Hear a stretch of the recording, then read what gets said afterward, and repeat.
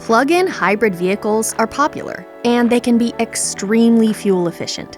But in order to keep your plug-in hybrid in peak condition, there are a few things you'll want to keep in mind. All plug-in hybrid electric vehicles, or PHEVs, have both an electric motor and a gasoline-powered engine. Because of the traditional gas-powered engine, you will still need to carry out standard maintenance like oil and filter changes, coolant flushes, and the usual inspections associated with gasoline cars. You will also want to regularly have the tires checked for wear. Some additional checks should also happen with a plug-in hybrid. You should regularly check the battery, cooling system, charging port, and braking system.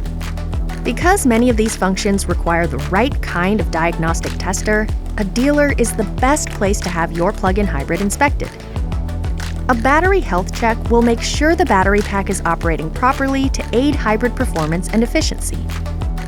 The charging port should always be inspected for any damage so parts can be replaced as needed. Just like gasoline-powered cars, the components of a plug-in hybrid should be checked when your car is in for an oil change. You can also find the automaker's specific service recommendations in your owner's manual. Thanks for watching.